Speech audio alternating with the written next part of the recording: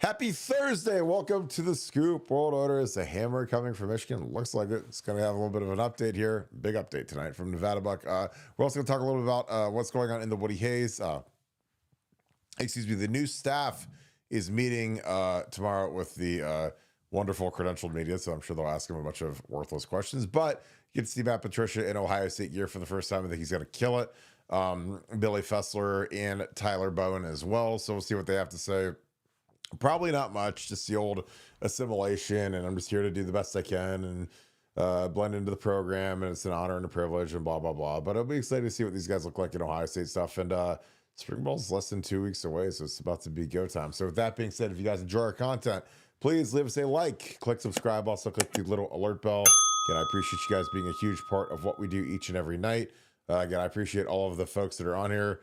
Hang on, Steely, I gotta get your birthday out of the way because we've got a birthday. Steely wears me out about birthdays, but I appreciate you, my dude. As always, Sue Solner, it is your birthday a few days ago. I apologize, I missed it. She's on here each and every night with her husband, so I appreciate that. So I want to give you a quick shout out. Thank you, Steely, for reminding me to do that. But I appreciate you guys, as always, for being on here. Again, if you guys enjoy what we do, the easiest way to help us out is to give us a follow on Apple Podcasts, which is right on your iPhone or your iPad or both. Click on the podcast app, type in Buckeye Scoop, click follow, and you will hook us up in a huge way. Leave us a 5-star review, and we will thank you guys forever. So with that being said, I'm going to bring in my good friend Nevadabuck, Nevada, Michigan. Looks like they're about to get cooked. There's a little bit of an update today. Can you share what you know about the latest on the Michigan saga, and is the hammer coming? Well, I'm going to bury the lead. The hammer is absolutely coming for Michigan. We've been resolute on that. My sourcing on this is impeccable, and Michigan's in a lot of trouble.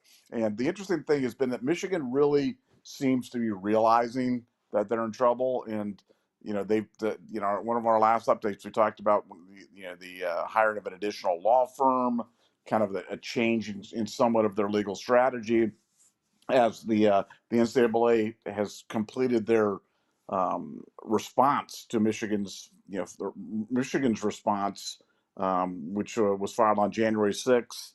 The NCAA finishing up their response to Michigan, which now sets the final hearing date for 90 days hence, with a final ruling 30 days after that. So you're looking at sometime in the June, July, August timeframe for a final resolution pending an appeal to the NCAA on this. But one of the things that Michigan have been asking for, and this is, if you've been following the saga, there was a revelation in the NOA that there was a whistleblower.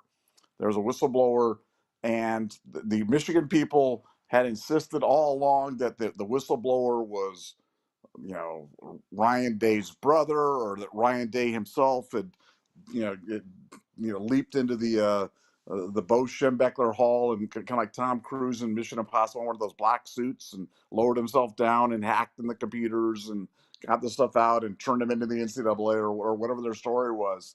And it turned out that it was a Michigan source all along, that it was the source for all this stuff. And Michigan wanted the identification of the whistleblower. They were like, we want a public thing of the whistleblower. We have a right to the NCAA. The NCAA's got to reveal publicly who this whistleblower was. Well, now Michigan's dropped that demand. And that's a very interesting development. So now all this kind of hubbub about, hey, you've got to reveal the source of the whistleblower. He's got to be publicly, or he or she's got to be publicly outed and revealed. Now, all of a sudden, Michigan's not making that demand anymore. And there's one of two theories that are coming from the people at NCAA regarding that. One is that Michigan finally just has read the rules and has realized that they don't have any right to a public disclosure on this, that the NCAA cannot operate off of anonymous sources, but they have no obligation to reveal publicly who those sources are. It's just the sources can't be anonymous to the NCAA. They have to be known to the NCAA. So one is that, when I talk to my NCAA guys, it's like either they read the rules, or two, they're trying to soften their report. They're trying to be less antagonistic to the NCAA as they're kind of going towards this hearing, as they're going towards this final resolution, where the hammer is most certainly incoming for Michigan. And I found that to be really interesting because they had made such a big deal out of this, that this was kind of, part of the tip of the spear. They were asking for another hearing, a delay. They wanted disclosure. They wanted a person's name, and now all of a sudden that issue is kind of slept off into the wilderness. And I found that to be really, really interesting. And I think the tone for Michigan with the NCAA is softening. I think the tone from people inside of Michigan is now moving from I'm talking about people on an administrative level, is to one of acceptance. I think they know what's coming. They understand they're obviously trying as hard as they can to soften the blow as much as they can. But I think they know now. I think they've gotten to the point where they realize that there's no more stonewalling, there's no more gaslighting, there's no more. They're running out of road right now, and now they're really desperately trying to mitigate the damage as much as possible. So Michigan has dropped their demand for another hearing, a disclosure of a public disclosure of the source, and Michigan seems to be steeling themselves for the NCAA hammer. Which, again, you think about the NCAA right now is really on kind of a DEFCON 1 watch because they're fighting for their very existence. The people at the NCAA know that. They understand that this might be their last formal enforcement action in football, maybe ever, if they don't get this right. And to them, getting this right is punishing the evil, to punishing the person that tried to obstruct the investigation, hide evidence, destroy evidence, a repeat offender, a person following kind of a culture of non-cooperation, a culture of skirting the rules. And they want to send a really strong message that you can't do that, that stuff's not going to be tolerated. They're asking for 3 years of wins to be vacated. They're asking for a multiple year bowl ban going forward. And they're asking for a show cause on Sharon Moore. And one of the things that I've said this before, but I'm telling you, they're talking about a lifetime ban for Jim Harbaugh, which it's not that Jim Harbaugh's coming back to the NCAA or anything else like that. It's just the symbolism of a guy being lifetime banned from college football. And that was the Michigan head coach. That was the guy that was, I think he was suspended 3 separate times, for violations. I know at least 2 during the one season. Really a bad look for Michigan. Really something that they're going to own for many, many years after this. And I really believe that their national championship is going to be not recognized by the NCAA and ultimately vacated by the College Football Playoff Committee. So that's what we have. Yeah, I think that you're spot on. Like, there's, if they're going to vacate these ones, they can't recognize a national championship when the season is going to be completely erased from memory. They can't be like, oh, well, they went 0 for the season, and then we're going to recognize the national championship. Or even if they go up until they, dismissed Connor Stallions and, all of the reigns of Castamere started playing from Game of Thrones. All of a sudden they're like, oh, well, Connor Stallions got, but after that, we still won games and did whatever. It's like, well, you can't be like 4-0 and go to the national championship and win it. So, I mean, I think that it's going to be fascinating. It's interesting that, Michigan wanted to know who the whistleblower was. They dropped that demand. Like, why? Is it because it's somebody that you don't want revealed? Is it somebody that's not going to be, you don't want to disclose? Because, again, I always feel like there's a lot of people that like to talk tough and be tough and skirt the rules. And that's the culture of Michigan. They're a bunch of cheaters. They're liars. They're, they have to lay in that bed. Again, Jim Harbaugh was the king of it. Mr. Well, anybody that cheats is whatever. And anybody, I mean, he had all these big, bold, absolute proclamations where I'm like, dude, like, you're not leaving yourself any room. Like, when you're the guy who's really the problem, like, you shouldn't be talking like that. But he did.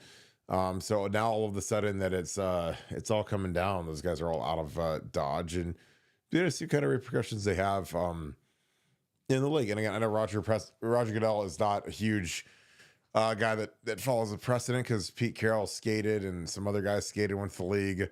But I'll never forget, like, when Tress went to the Colts as like a analyst advisor to the GM, like whatever he was, excuse me. he got a pretty heavy suspension. So did Terrell Pryor. So again, I don't know why that wouldn't be replicated. I know that obviously that was 14 years ago, but I just think that there was a reason why everybody wanted to get out of Ann Arbor because they knew what they were doing. And Jim Harbaugh, like again, my favorite part about Jim Harbaugh is unlike most people, I think Jim Harbaugh is really, really sharp. I think he's really, really smart. And I think he's sly like a fox. I think he's a guy that, he likes to play dumb and he likes to do whatever, but he knows exactly what he's doing. Again, this is a guy that gave Connor Stalions a game ball, for the Iowa game. He gave him a game ball. And again, a game ball is like something that you have to order and decide who gets it. You sit in that staff meeting in that big long table and, okay, who should we give game balls to? Okay, this guy ran for 3 touchdowns. This guy had 2 sacks. This guy had great defensive performance. Okay, and Connor Stalions, who's sitting in the back row of the third level of the staff room. Like, let's give him one too. What did he do?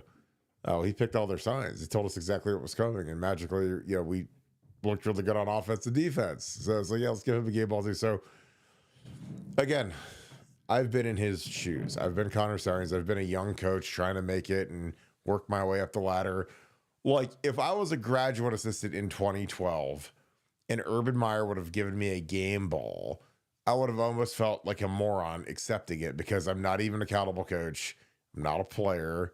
And I think that really, like, game balls should be for players. Like coaches don't need game balls. But if you do something magnificent as a coordinator, if you're, Luke Fickle or you're Tom Herman or you're, Jim Knowles or Chip Kelly, and you do something amazing and figure something out, I get it. Like if Ryan Day would have given Justin Fry a game ball after, the Tennessee game or something where he's got all these new guys everywhere and rotating the offensive line and the way that they ran the ball or the whatever, like I would get that. But like to give it to like an intern or an assistant personnel guy like Connor Stalions was, like, that's peculiar. I think that when that gets out, it opens you up for like, well, what else did you do? What else had you been doing? And again, I'm all about like giving people recognition that might be in, lower positions. But I mean, the way that they were fawning on that kid, it's just like, yeah, it was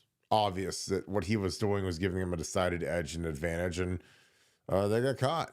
So again, they get to pay the penance now. And I can't wait for it to happen. Well, Nevada, Matt Patricia will face the Horde tomorrow, along with Billy Fessler and Tyler Bowen. Their first shot to be interviewed along with Ryan Day in front of the beloved credentialed media. What are your thoughts on what will come of tomorrow other than a lot of pablum, a lot of vanilla? But hey, you get to see these guys in Buckeye gear for the first time. What are your thoughts going into tomorrow? Well, my thought, I'm still on the Michigan thing, man. I can't turn to that Pablum Fest tomorrow until like this Michigan thing. It's been the biggest thread on our board by far that we've ever had. What do we, like 700 pages, over 2 million views, and it's just this story. Just I don't know why this story just like it just seems so amazing to me that Michigan can be in a situation where they have a coach where they or not a coach, a low level, whatever you want to call them. I don't even know what position you want to call them, that they recognize with a game ball, that they have on the sideline in proximity to the coordinators during the game, and all that stuff. They think that stuff escaped the glare of the NCAA, but the NCAA knows that happened. The NCAA's not stupid. They saw the tapes. They saw the stuff that was going on.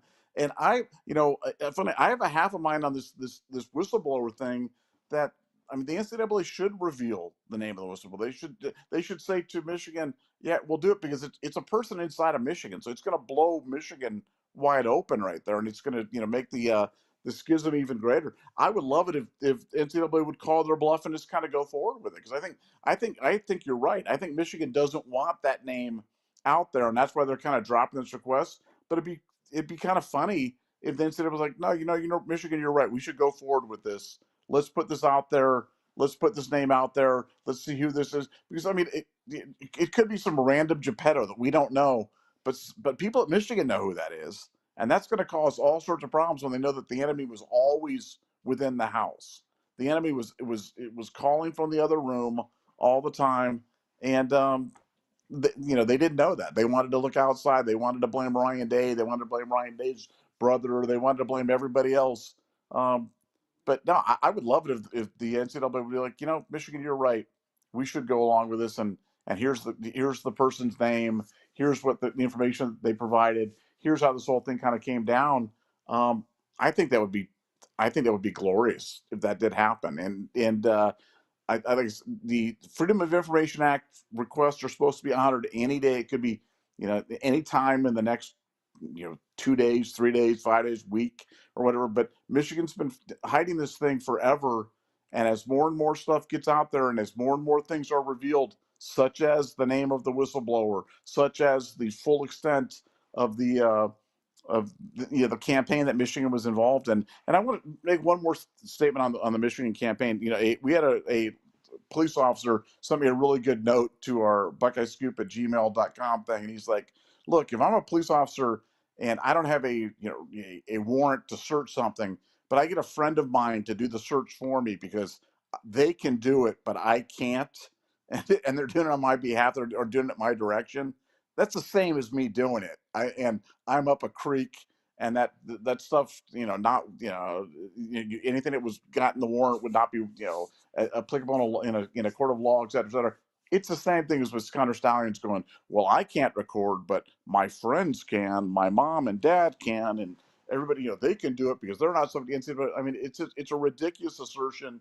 But I think I found all of Michigan's defenses on this case to be ridiculous, and so I know we want to turn the page and move on to other stuff, but man, I just had to say that because this Michigan stuff really bothers me, and I just can't wait for their comeuppance because it's been so long in coming. I know people, are they're waiting for it, they're eager for it to happen. Just know we're as eager as you guys are for it to happen, but it's got to go through a process. It's got to follow a thing that otherwise the NCAA could run afoul of the court system if they don't follow their own rules, but they're following them to a T right now.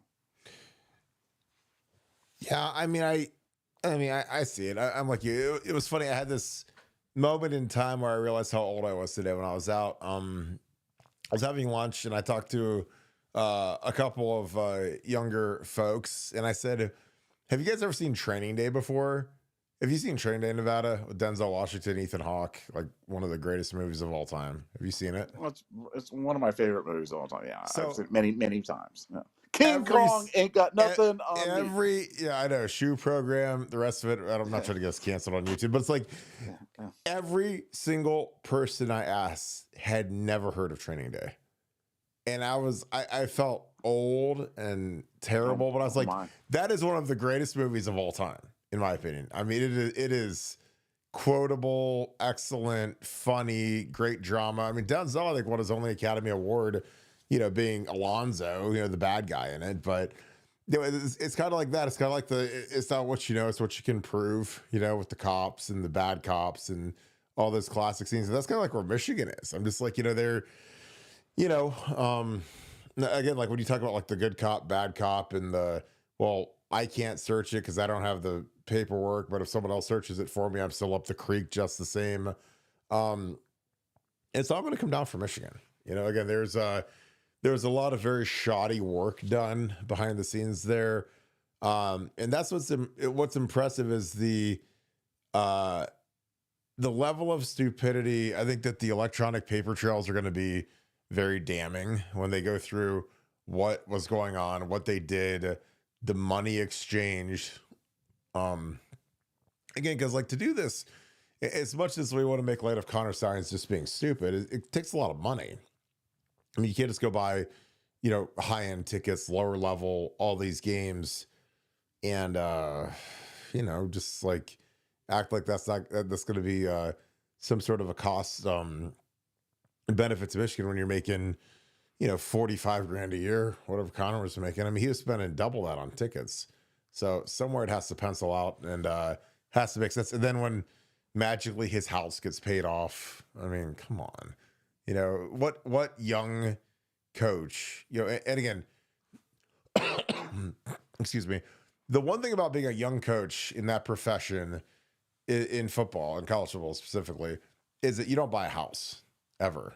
So when someone magically pays your house off, the gigantic eyebrow raise, because there's no profession in the world where it's rent don't buy than being a young football coach. Now, if you're young, Lincoln Riley, Ryan Day, huge extension, yeah, you can buy whatever house you want. Or if you're a coordinator, but when you're a young coach making 50 grand a year, like you're not going to pay off a house. And his house, if I can recall, I think it was close. I mean, at least $500,000, I think. So if you're making 50 a year and you're buying a $500,000 house, like that's pretty good nut. I mean, it wasn't like he's not married. I mean, he doesn't have, unless I missed it, he doesn't have a steady girlfriend. So, and his folks aren't of means. So it was a peculiar little equation, but Uncle T or whatever his name was doling out the cash, and away it went.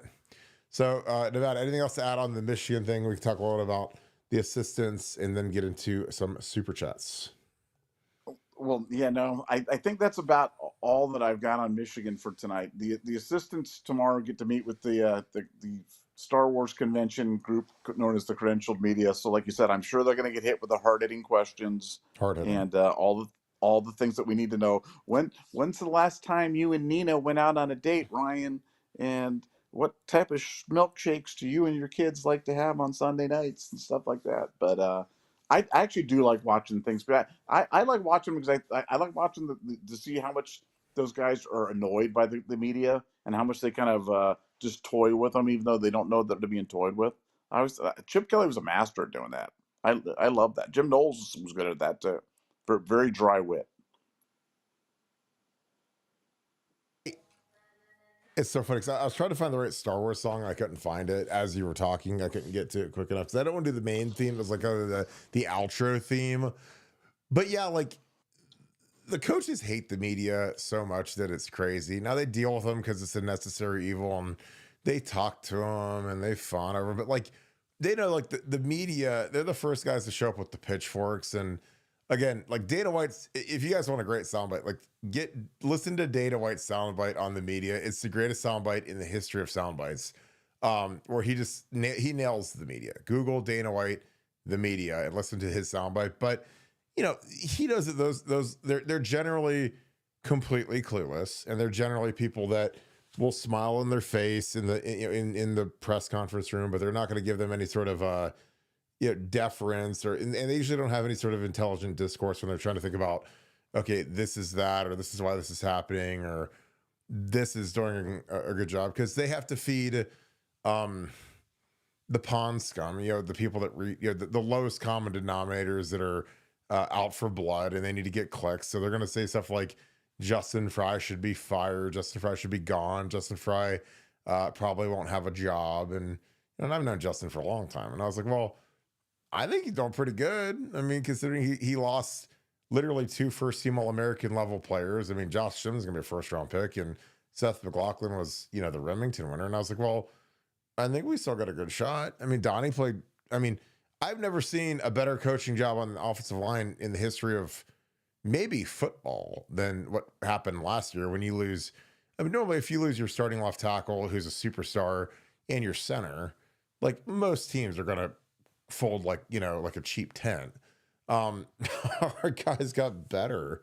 We put Donnie out at left tackle, and again, go back and listen to the episodes from early December. Go find them. You can go find the soundbites where I said Donnie Jackson has a chance to be an absolute legend if Donnie moves to left tackle and does what he can do. Because again, we watched his high school tape on BuckeyeScoop.com. You guys can go back and watch the episodes where we're watching his high school tape. I was like, look, he's athletic enough to play left tackle. They need to help him a little bit, which again, I was very hard on them versus Penn State because, no matter how good you are, if you're going against Abdul Carter, you need help. It doesn't matter if you're anyone short of, like, if you're Paris Johnson, you need help versus Abdul Carter. I don't care what anybody says. I mean, I watched Paris Johnson give up a sack versus Michigan. He gave up a sack versus Georgia, and he was a 6th overall pick in the draft. So again, Paris is Paris. Paris is fantastic, but I would still help him versus Abdul Carter. They didn't help Donnie versus Abdul. Abdul had 2 sacks versus him. But outside of that, he was fantastic. Did a great job versus Pierce at Tennessee, and Tennessee has some really good. Tennessee had an excellent defensive line, completely erased by our offensive line and our scheme. So that's big credit to Justin Fry. Again, I've never seen a deeper offensive line in Ohio State history than last year, where you can lose 2 first-team All-Americans and put your All-American left guard at left tackle, and he plays like an All-American there, and you rotate 4 different guys on the interior, um, which I've never seen, with Carson and obviously Tegra and Austin Seyerveld and Luke Montgomery. I've never seen a rotation like that before. Worked out fantastic. Josh Fryer hung in there, did a good job. But there's like people say, well, Justin Frye might not have a job, contract might not get renewed. And I'm like, well, I don't know what else he needs to do. And again, I don't care about it's like I said, we got Ethan Onyanwa, who's I think going to be a superb left tackle this year. And we got Philip Daniels, who's a big, tall, athletic right tackle. I watched him versus Penn State. Did good. He's still young. Only had like 4 or 5 starts last year. Didn't play a ton. But he's got a lot of upside. You can see the traits as to why they'd go after him. So, get him in the weight program, get him on a diet, get him tuned up a little bit. Huge upside.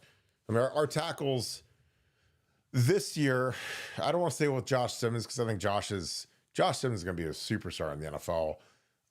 But our tackles probably look the part more this year than they did last year, just in my opinion. I mean, Ethan is 6'6" and 300 and probably 330 now. I'm sure Mick's got him down a little bit. And Philip Daniels is 6'7", 320. So you've got 2 gigantic tall tackles, and I think Josh Simmons is better than either of those guys. And Josh Fryer is the guy that I think has a shot to make an NFL roster if he can. He'll move inside, play center, do whatever. But Josh is a shorter guy, 6'3.5", 6'4"-ish.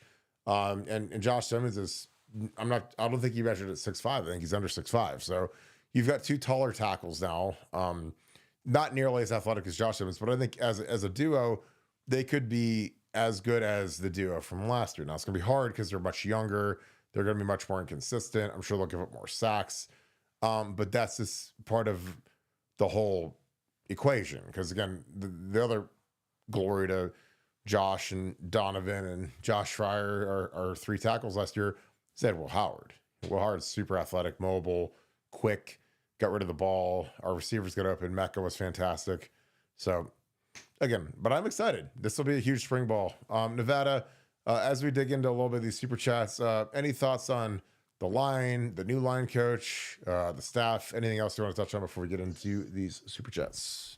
No, I just think that the media last year was kind of the perpetrators of some of the big. I mean, like the Will Howard is an OSU caliber line, the Fire Fry line. I mean, look, they were the leaders on the Fire Ryan Day Brigade, and I know that Ryan likes to have those guys suck up to him and be beholden to him and stuff like that. But man, when they get on something, when they get on some take, you can almost bet your bottom dollar that they're wrong. So they're like a perfect contrarian indicator on things. So you can kind of go the opposite side. So whatever they're betting on, I'm taking the opposite side, and I'll win a majority of the time because I don't know if they don't know football, or they get kind of lulled into kind of these lazy things that they say.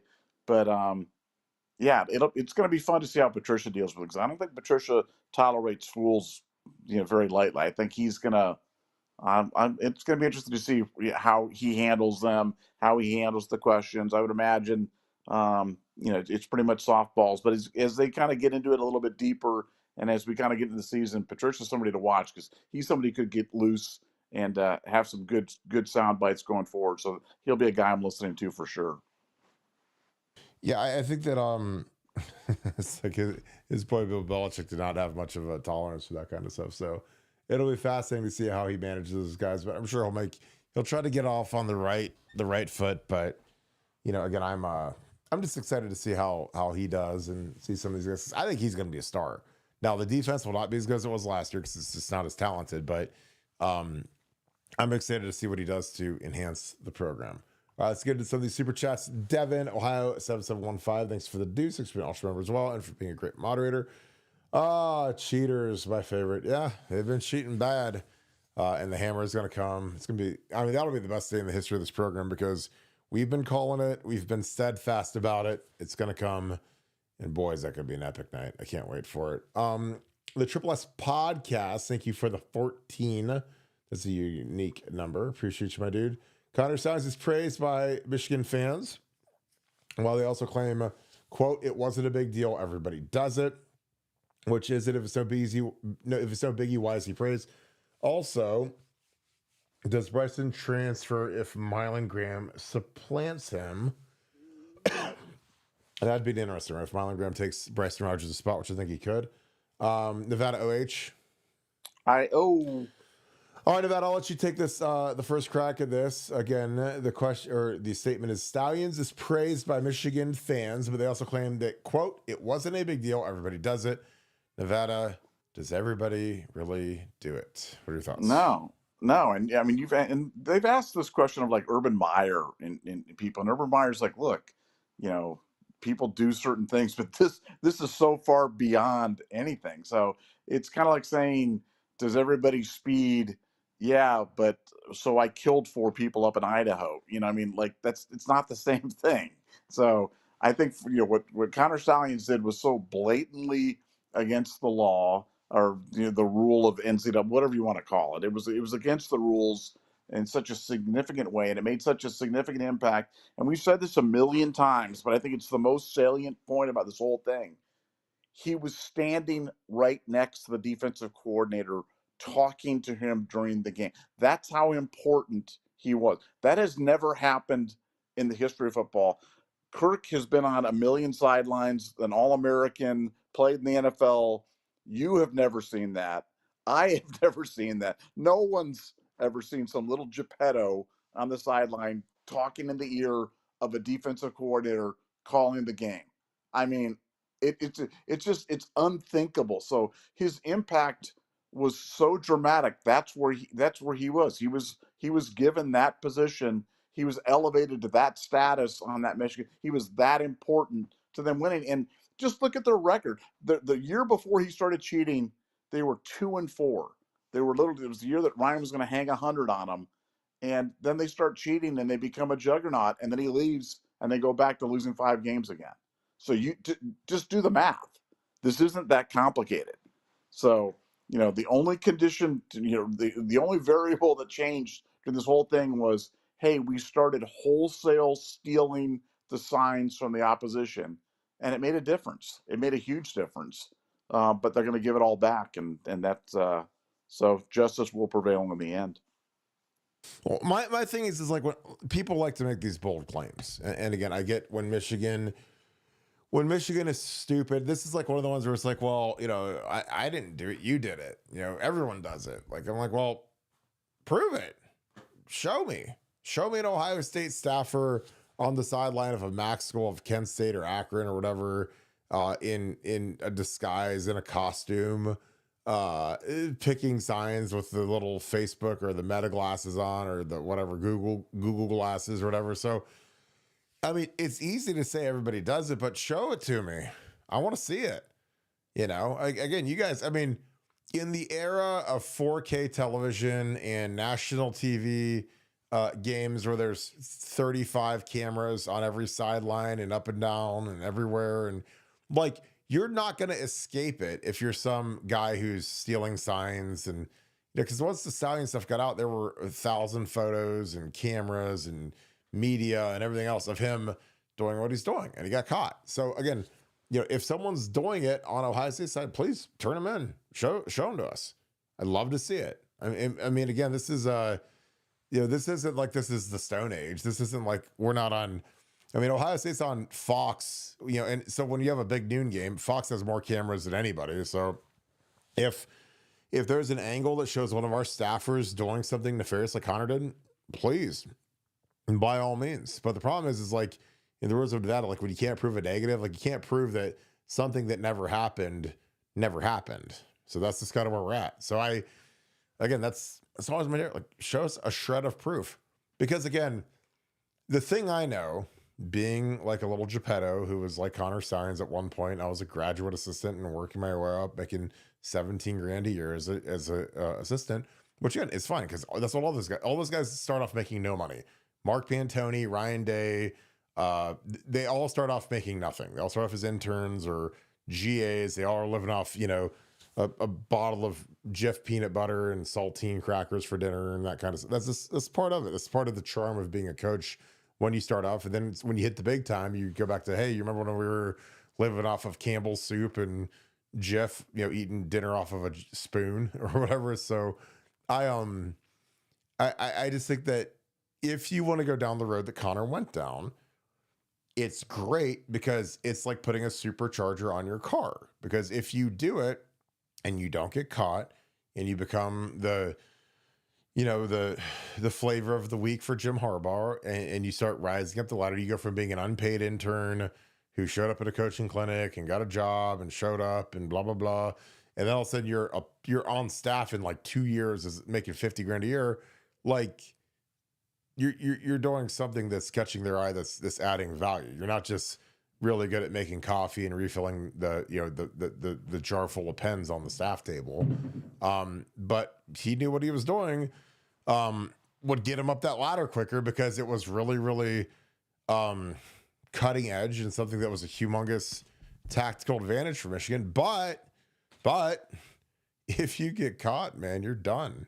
You're toast. Your reputation is soiled, and you can go coach at some trash high school and be the defensive coordinator at a school that doesn't have more than 3 coaches, and it's life. It's where you're at. So that's what happened to him. And again, can he climb back up the ladder? Sure. I mean, in coaching, there's anything is possible. We've seen, massive, mega, huge name head coaches in college football do everything from affairs to craziness with whatever, and they can climb right back up the ladder if they're talented. Now, I just don't know if Connor's that talented. And he never really had any sort of a base to start from. He's the guy that was starting from zero, and he was kind of 2 rungs up the ladder, and he fell back to 0. So we'll see. But again, great question, Triple S Podcast. Appreciate you, my dude. Down on Karen at Ross Beck. Hope you guys are doing great down in Florida. Hope you guys are having a great night. Appreciate you guys. Thanks for being an Ultra member. Thanks for the 5. I wonder if it was Hairball as the whistleblower. He was angry for his pay cut.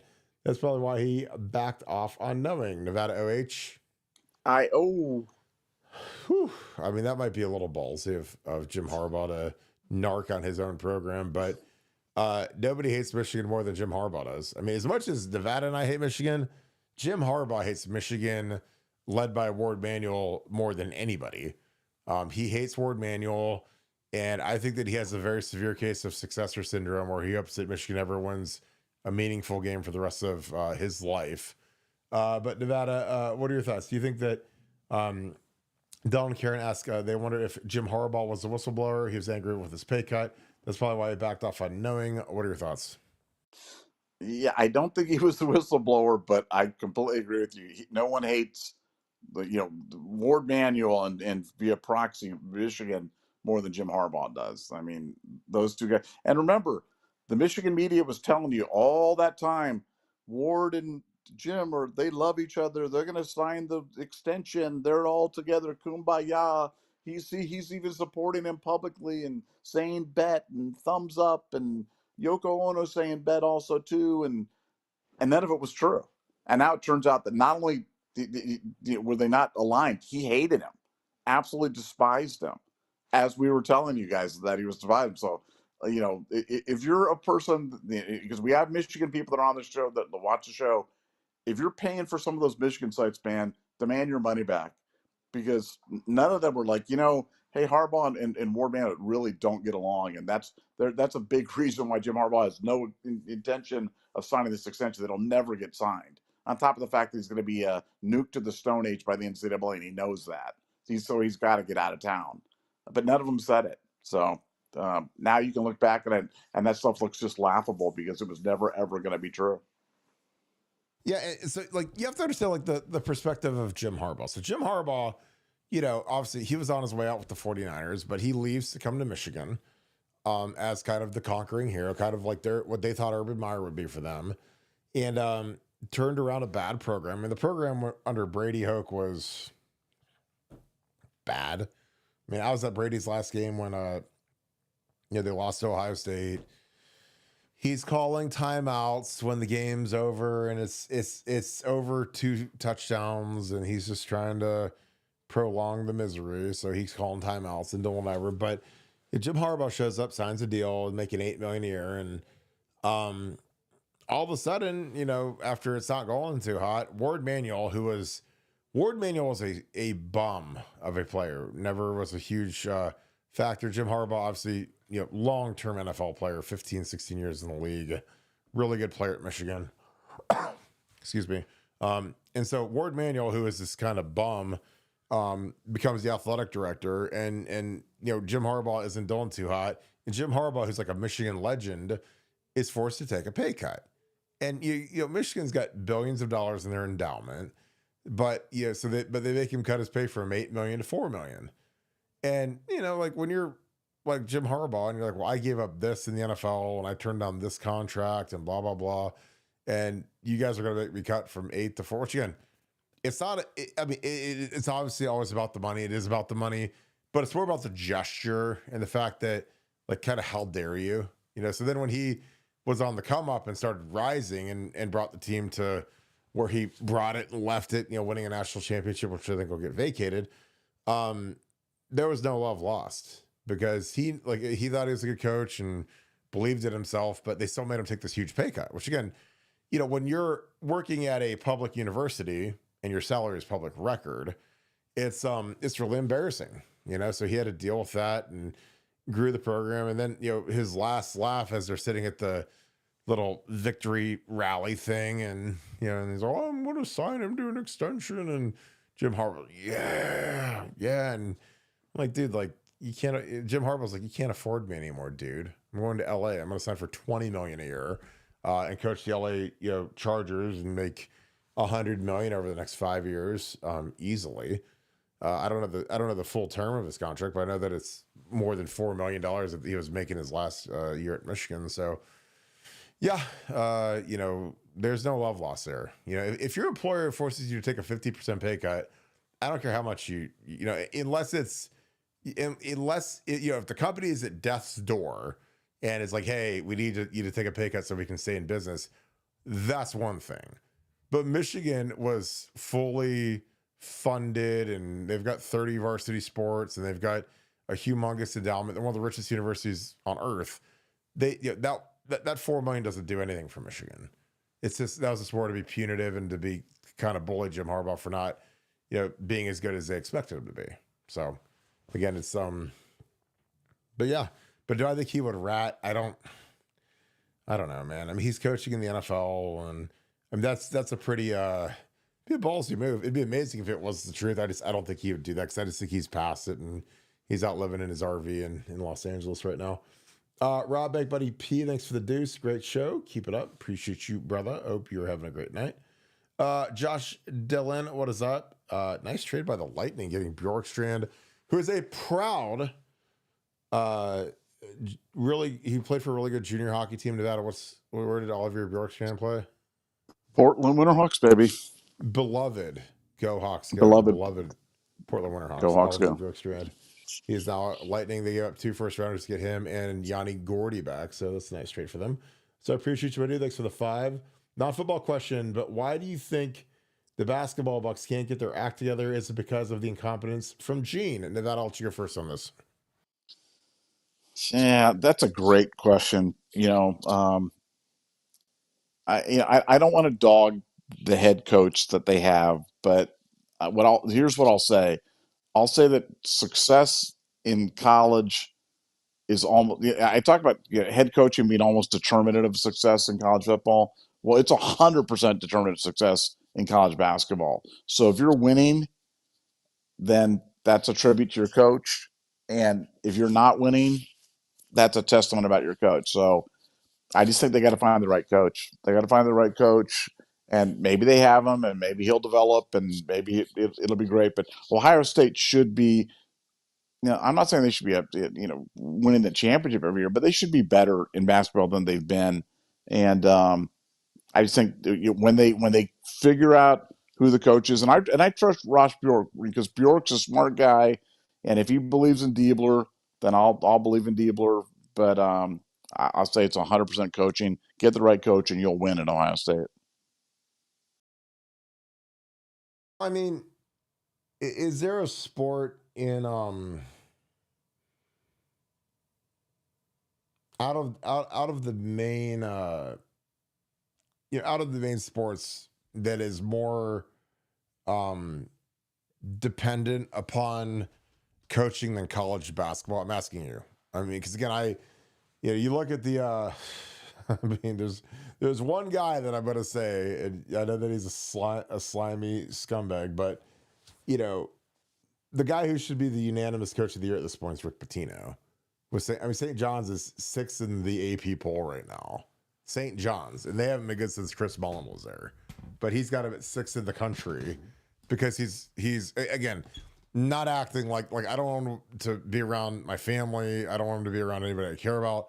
I know he's a slime ball, but he's a Hall of Fame coach, and so you look at who's in the top 10. It's Auburn, Duke, Houston, Tennessee, Florida. So big schools, SEC, ACC, St. John's, then Bama, Michigan State, Texas Tech, Iowa State. That's the top 10.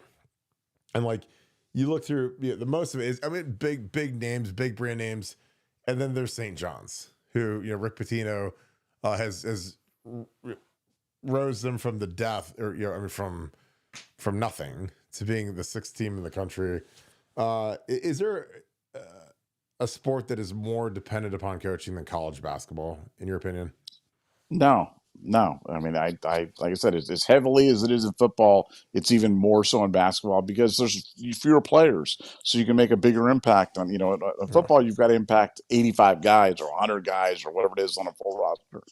For basketball, look, you can change your entire team with one person, or one recruit or one thing. So yeah, coaching in college basketball it's overpowered. And look at those coaches that the guys on the top 10, and guys like Izzo. I mean, if Izzo can consistently win big at Michigan State, how can Michigan State have a bigger advantage than Ohio State? They don't. It's not like Michigan basketball, high school basketball is that much better than Ohio high school basketball, or they have better facilities, or no, they just have a better coach. Period. End. And once we get the right guy, we'll win. And maybe it's Diebler, and I'm going to give him benefit of the doubt. But that is the answer. There's only one answer to the question: get the right coach, and you'll win in basketball. Yeah, and again, I don't. This is his first year, but I am deathly afraid of hiring a first-time coach at a place like Ohio State, where you have to manage these huge NIL deals. You have to manage egos and agents and all of the stuff. I mean, Ohio State is 17-13 this year, which again, when you see the facilities we have at Ohio State and the amount of money we're paying for that roster, it's crazy. It's kind of like we're getting the opposite return that we got from football. Where football, we got the best return you could ever imagine. Like basketball, it's like we've got the Bradshaw guys making over $1 million. He's been terrible, doesn't want to play. Has been no impact. So I mean, you got to evaluate that stuff. And again, is Jake Diebler a bad guy? Probably not. I don't know him at all. But is he in over his head? Yes, absolutely. I mean, it's not even close. You need to have a guy who's a proven winner, and he's won at some level to come take the reins at Ohio State. You can't learn on the job at Ohio State. Now you can if you're Ryan Day and you're walking into the 2019 Buckeyes they have Chase Young and they've got Justin Fields and they've got Mickey Marotti and Pantoni and the whole staff that's already kind of in the building. And he made some changes, but in general, as a pretty loaded team, obviously he went out and got Justin Fields, but it's that's a different animal, because he had a lot of infrastructure and he had a really talented team in place already. But in basketball, it's you have to really manage these kids. And again, we've lost some horrifically bad games this year. So I don't know. Will he survive it? I'm sure. Do I think that it was a terrible hire? Yes, I do. And again, I'm not trying to be that guy, but you need to go out and get a guy who's won at significant levels to lead Ohio State, because Ohio State is a monster and it will eat you. Ohio State, being the head coach at Ohio State, it's like having a pet alligator. It sounds like it's going to be fun. It sounds like it's going to be awesome. But if you're not careful, it will eat you alive. And that's what it is here. And that's what's told to him. So just my opinion. But I appreciate you, Josh. Thanks for being on here each and every night. Sean, thanks for the 5. Their arrogance was their downfall. Write it on Harbaugh's tombstone. I agree. Nevada, any thoughts? No, I think that's look, their arrogance and again, and expanded way beyond just football. We've talked about hockey, we've talked about basketball. I mean, that entire program is just it's corrupt. I mean, it really does need a complete cleansing of the athletic department. And I think until they do that, I think that the culture of cheating, of skirting the rules, of doing anything to win, regardless of how illegal it was just so prevalent there at Michigan. It was just ingrained, and that's why they became shameless about it. That's why they put it right out there in the open because they just didn't care anymore. But I think they need to completely wholesale nuke that program, and hopefully the NCAA, coming down hard on them will be the first step towards cleaning out all the trash at Michigan because it really stinks pretty bad right now. Totally agree. Micah Corey, what is up, my man? Thank you for the 5. Hope you're doing good. What's up, my bros and Scoop fam? Kirk and Nevadabuck, from your perspective, what is the most underrated teaching point about what it takes to be great? Nevada OH. If you guys want some good reads, our boy Micah has got his books. They're out. He sent me all of them. They're excellent. So make sure you guys look them up on Amazon. Give him an order. Here's our dude looking dapper on the back. Appreciate you, my friend, and I appreciate the shout out. I got named in one of the books, Nevada, and it wasn't a crime novel, so it was even better. So Oh, wow. it wasn't. Wow. It wasn't. Oh. I wasn't like the Hamburglar from McDonald's or anything. It's like Kirk. He's like he stole all the cheeseburgers from the drive-through. He stole the quarter pounders. Like it was really nice. They got Kirk with the little mask on. He's like, oh no, the Hamburglar's here. He's eating them all. Like, no, it actually wasn't. It actually wasn't me. I didn't eat all the double quarter pounders, but I'll eat most of them. Promise you. Oh my gosh. Nevada, in your opinion, what's the most underrated teaching point about what it takes to be great? And as a second part to the question, does any of it involve Liverpool soccer? No, it does not. Well, it does. It actually does because I've said it before on the show, but one of the things that I try to play this over in my brain at least once a day. I sincerely do is that whole Jocko Willenick good thing about how there's good in every bad thing that happens, and to me that's been one of the great learning points, and I think if you can take bad things and turn it into positive energy. Because we're all going to face bad things. We're all going to face adversity. We're all going to take losses, take the L, have the big mistake, have the things go bad. But if we can turn that into positive energy and learn from it, then I think that's the greatest indicator of future success in the whole world. For me, it's a really important thing. Something I try to pass on to my kids all the time. And I'm really serious. We're not serious all the time on the show, but every now and then. But I really, truly do believe that Kirk and I lived it. Kirk and I both faced adversity in life, and like if you face adversity and you can figure out find the good, look for the silver lining. Man, it's in there. You just got to look sometimes. Sometimes you got to look a little bit harder, but it's always in there somewhere. And so that doesn't involve Liverpool at all. Well, it does because I look at it and I'm like, hey, maybe God didn't want me to have that money, and so I'm just going to take it and win it this weekend on the UFC card because I need to be a little bit smarter against betting on PSG or stupid soccer games. I mean, the funniest thing about Nevada and I is we bet on literally everything. So when I win, I'm happy because I'm ooh, we made a little bit of money.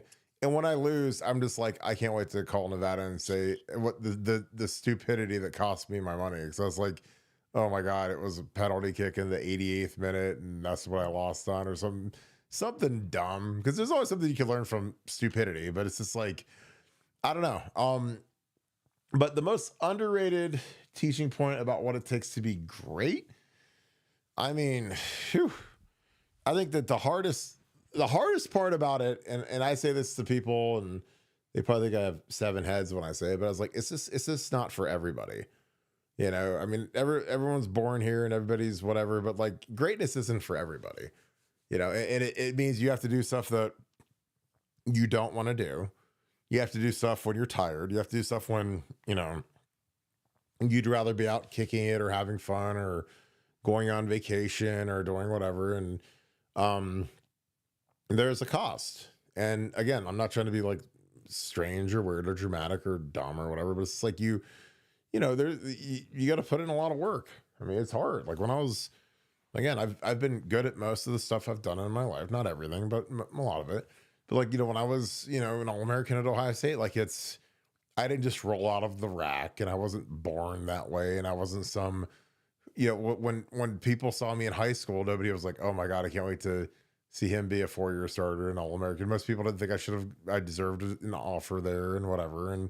But you have to put in a lot of work, and you got to do, and I would tell, excuse me, a lot of the kids that I coach, I'm like, look, it's fine to do what the strength coach prescribes, what Eric Lichter or Mickey Marotti or whoever prescribes. But like, if you want to be great, like you got to go do like another 50% more. You got to go in after the practice and get some lifting in. And again, a lot of it is, this wasn't like it was just me magically saying, oh, I'm amazing and I'm going to do all this stuff. It's like, no, like it's easy to learn the stuff if you pay attention. Like I followed AJ Hawk, Bobby Carpenter, Schlegel. Those guys would all lift after practice every day without fail. When we would have training camp, when you're beat to crap in 2-a-days and everything else, they'd be the last guys at the dinner line every night. So eventually you're just like, well, like maybe I should do that. Cause like, AJ is the best player in the country and he's doing it. And I'm, first year starter, second year starter, whatever. So like maybe I should do some of that. Now, again, is that for everybody? No. Is it inconvenient? Yes. Like, is it hard to go lift after practice when you feel like trash? Like you feel like you've been in a car wreck because your knee hurts and your shoulder hurts, your elbow hurts and everything hurts. Is it hard to go lift a little bit and do a little bit? Yeah, it's hard. Are you hungry? Would you rather go eat dinner and be first in line and be able to chill and vibe out and relax a little bit? Sure. But all those little extra add-ons that you do when you work out a little bit after practice, or you get an early workout in or whatever, that all adds up. And again, is it just about lifting weights? No, but it's more of like that mentality of always looking for ways to be better and to be more efficient and to do whatever. So, in terms of like, what does it take to be great? I mean, you have to do stuff when other people don't want to do it. So like Nevada and I mean, we podcast 6-7 days a week. We podcast when we're tired. We podcast on holidays. We podcast on Christmas, Easter, Thanksgiving. I podcast sometimes after happy hour, which I'm sure you guys noticed. I probably shouldn't be podcasting, but we try to get it in, even if we probably shouldn't, because again, we kind of have that duty. But again, I don't know. Like I think that it's just more, it's not just showing up, but it's also being excited about. Because like, again, when I turn the camera on, we're excited to roll. Like we're not out here just to roll the microphones out and hope that people watch it and like it. Like we want you guys to be entertained and have some fun and enjoy yourselves and chat and leave some good feedback and everything else. So you got to be excited about it. And Mike Tyson had a great quote, which I'm sure he stole from somebody, where he talked about, one of the most important parts about it is like, discipline is having the ability to take something that you hate and doing it like you love it. So, I mean, for him, it was like he hated running, he hated training, sparring, beating himself up, like whatever, like, but he would do it like he loved it, So like, again, there's sometimes where, am I tired? Do I want to work on the message board? Do I want to podcast? I want to do whatever, but we show up and we're ready to roll every night, because again, that's what's important. And that's what great people do, is they show up and do stuff when other people are resting or rolling. And that's the difference. So again, that was long-winded, but it's just kind of the mentality that we have, and that's where we are, and that's why other people are where they are. So again, it's a choice. And like I said, greatness isn't for everybody. Mello, what's up, brother? Half of the Buckeye boys with Devin. I appreciate you, my dude. Thank you for the 5. Menace finally gave you guys your credit on being right. There are a lot of people were pissed in the chat. Laugh out loud. Nevada OH. I did not see the episode today, and I doubt Nevada did. I imagine it's something with Michigan, where Nevada has been nailing everything since for 17 months now. You've been nailing everything. So I appreciate those guys giving us props. Nevada, anything to add to that? No, I don't know what it was props in regards to, but whenever anybody says anything nice, we always appreciate it. And the Menace guys have always been very nice to us, so we appreciate that. And we also, anytime anybody says anything nice about us, we're always looking for like a drone strike to be coming right over our head as we're talking about Yeah, so we're waiting. We're waiting. They're like, oh, hey, this is a sure. Like, but it's all good. I appreciate you, Mello. Dave Mathis, thanks for the deuce. If Scum doesn't win, lose their natty, then it's pointless. I mean, I don't know how they keep it. I mean, how do you lose 7 or 8 regular season games and then still keep a national title? Like, is this, what are they going to be, 4-0 and a national champion? Like, that makes no sense. So I think that, when the hammer comes, the hammer's going to smash everything. Nevada, what are your thoughts? Yeah, I mean, I totally agree with you, and it goes back to the point. If it wasn't about taking away the title, if it wasn't about huge recognition for them, Michigan would have accepted the punishment a long time ago. They wouldn't be the one in 100 programs that's going all the way to a full committee hearing. So, they know what's at stake, and they're fighting to keep it. But the NCAA is, they're convinced that they cheated those first 8 games of that season. You lose those first 8 games, there's no way you can recognize that championship. So I think that championship is gone. Yeah, and again, I always go back to that, 'cause that's the best point in the world, is when you say, look, if what the NCAA was offering for a settlement was something that was reasonable and you could kind of choke it down and say, okay, we're gonna take our medicine, we're gonna do this, and we're gonna get on with the healing process and take our lumps and get on to the next, then they would have done that. Again, like, if you get a speeding ticket or whatever and you have to appear in court, or you could just pay the fine. Like, why don't you just pay the fine? Now, if it's, you get a speeding ticket and you get they offer you 50 years in prison or the death sentence if you go to court, then you're just like, well, that might be a different calculation than just paying the tab online and saying, okay, we're on to the next and let's roll. So again, this isn't a parking ticket. This isn't a speeding ticket. This isn't jaywalking. This is really serious. Because again, and I've said this a billion times on here, when you mess with people's money, when you mess with the livelihood of these coaches, these athletic directors, the Big Ten Conference, it's a different level, because people lost their jobs because of how they performed versus Michigan when they were cheating. And again, I can't, again, there's line coaches, there's coordinators that got fired, there's head coaches that got fired. There's teams that frankly, I think could have done, Brett Bielema and Greg Schiano and James Franklin. And I mean, they haven't just, been dancing around what went on. They've been vehement about, this is a humongous edge. This is something that hurt us, and there should be, draconian punishment. I mean, again, one of my favorite sound bites about the whole thing is James Franklin. Again, I'm not a James Franklin guy. I'm neither here nor there with James Franklin, but when he talks about how, they were in a heavy personnel, it was 4th and 1, heavy personnel, 3 tight ends on the field, fullback, I formation, everything in the world will think it's going to be a short yardage run where they need a half a yard to convert on, and they'd call a shot play, AKA they're throwing it down the field. And Michigan just happens to be in cover 2 with 2 deep safeties versus a loaded 3 tight end and a run in a fullback look. And they throw it, and there's 2 safeties back there ready to cover the tight ends. And he's like, I don't know what possibly could have ever made them think that we would throw it when every time we've been in that formation, we've ran it.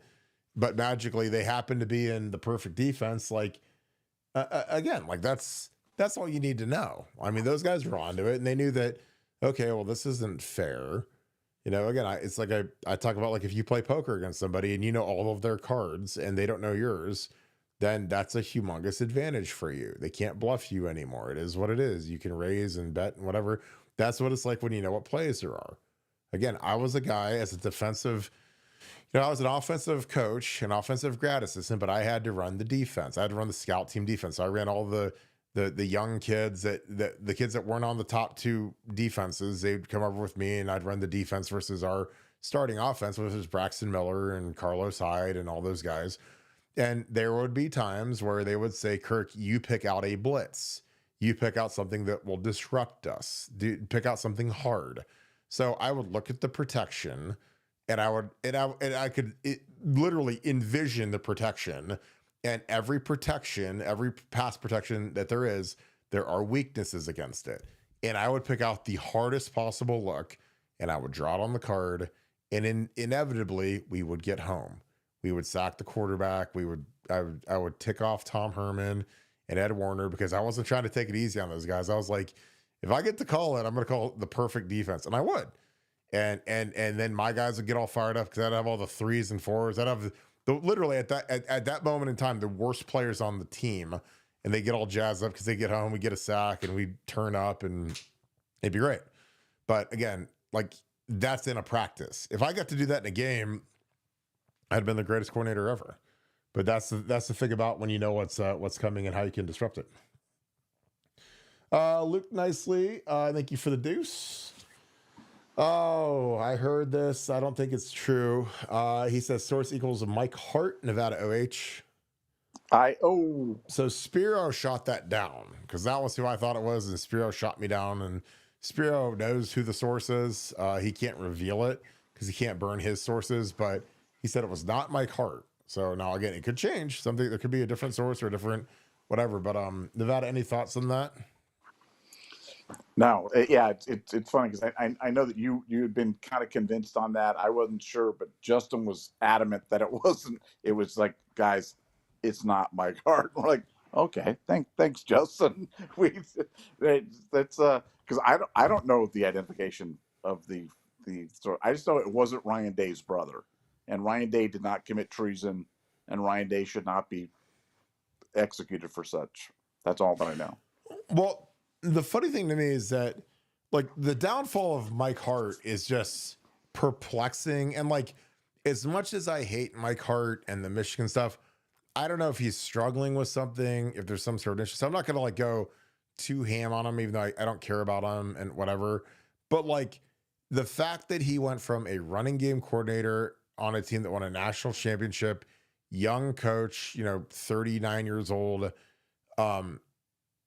wins a national championship, coaches Blake Corum, Donovan Edwards, who I don't think either of those guys are that good, but they're both going to be NFL draft picks, to completely out of the league. And not only is he out of coaching, but he's not even mentioned for job interviews right now. Notre Dame just got a new running backs coach. Penn State just got a new running backs coach. Obviously, he'd be a long shot for us to hire him, but we just got a new running backs coach. Oregon just got a new running backs coach last year.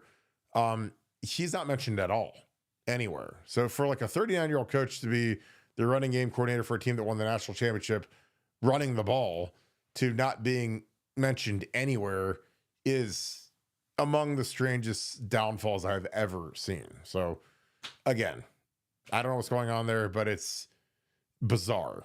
Because again, he was the guy that was kind of rising, but I know, and Spiro said it, and I knew it before Spiro said it, but him and Sharon Moore hate each other. I'm talking hate each other. So, when Sharon, who's he's an Oklahoma graduate, was named the head coach, Mike had a fit. And then Sharon also didn't retain Mike. So it was, you have a Michigan man and a captain and all that. And then they promote the Oklahoma Sooner to be the head coach. And they're the same age. I mean, Sharon's, I think, might even be younger than Mike. So it's, interesting dynamics. All right, Nevada, let's wrap this thing up. Any final thoughts? No, just one day closer to the hammer dropping on Michigan for the Michigan fans. You should view this as kind of like a relief. This is all going to finally be over.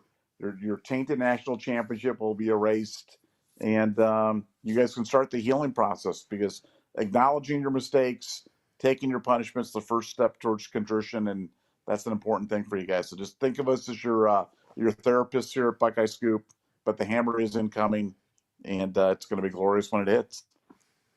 Yeah, it's going to be seismic. Cannot wait for it. All right, with that being said, I appreciate you guys. Thank you guys for joining us on this Thursday. I hope you guys have a great rest of your night. Great show tonight. Appreciate you guys that all tuned in. Thank you for the epic super chats. Again, love you guys to death. If you guys enjoy our content, please leave us a like, click subscribe. Also, click that little alert bell. Again, I appreciate you guys being on here each and every night. Huge show tonight. So, again, thank you guys for being a big part of what we do. If you do something huge for us, give us a follow on Apple Podcasts. We've been growing that like crazy. And that's all thanks to you guys. So, with that being said, thank you so much, Buckeye Nation. Thank you, Scoop family. Enjoy your Thursday night, best night of the week. We'll see you guys tomorrow night, 7:10. We'll be ready to roll. You guys have a great night. Go Bucks.